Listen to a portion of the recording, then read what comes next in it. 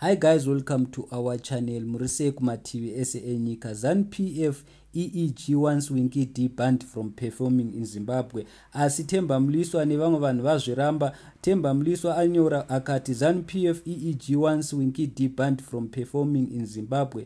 Most worrying is that out of the songs so far released by Winky D, there is nothing whatsoever that warrants calls to ban him.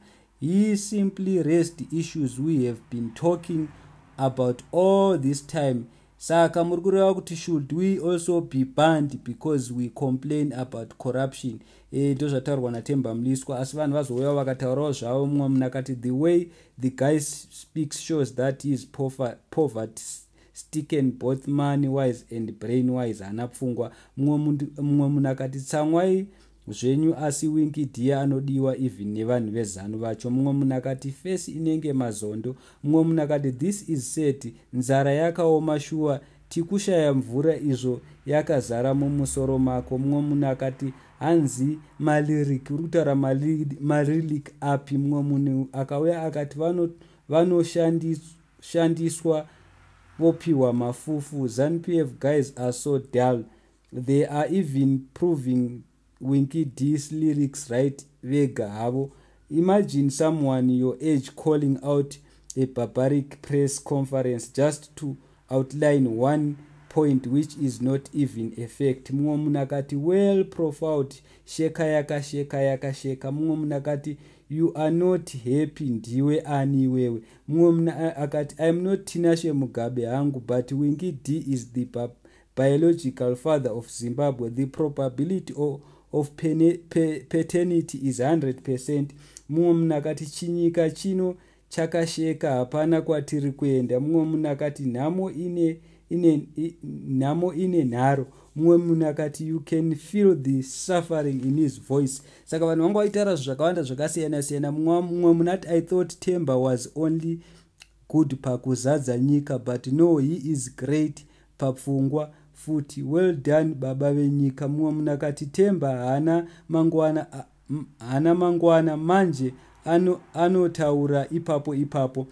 Mumwe munhu akauya akati ngavatange vavhara chill spot inoimba zvematako every day and night. Mumwe munhu akati EEG lacks empowerment, they are there to destroy youth, to walk to the streets like rats. Mumwe munhu akati ukaita vana hobho hazvirevi hauna njere, mudhara uyu akangwara and he is learned.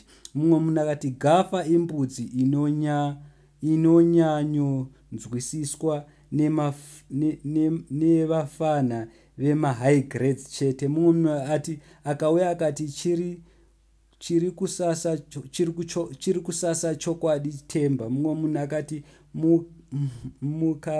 mukatuka Winky D matuka president, manje mujaya ari kutodona mafanzi, mirai muone sekutamba. Mumwe munhu akati ko vafana vanoimba zvinyadzi, why didn't you ban them?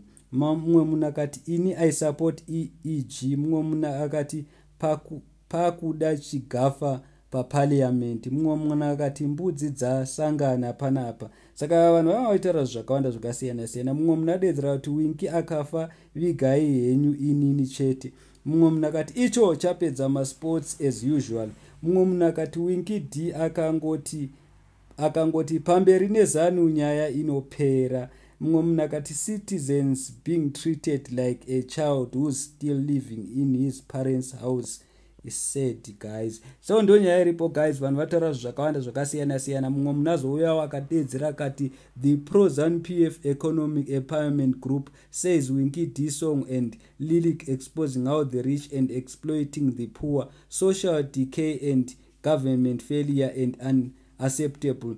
It's only in Zimbabwe where criminals and corrupt gets awarded, and those who expose or talk against corruption gets arrested and banned. how is that so? Saka vanhu vanga vachingotaura zvakawanda zvakasiyana siyana guys, saka tanga tangotiwewo nenyaya yachona tikuudzei munzwe kuti vanhu vanga vachiti kudii, of which thank you so much guys for each and everything that you have done to our channel. Nongoti motiregererawo guys, chichona chedu chinoti tinetsei, but we are trying by all our best kuti tizame kuti titaure chishona. Thank you so much.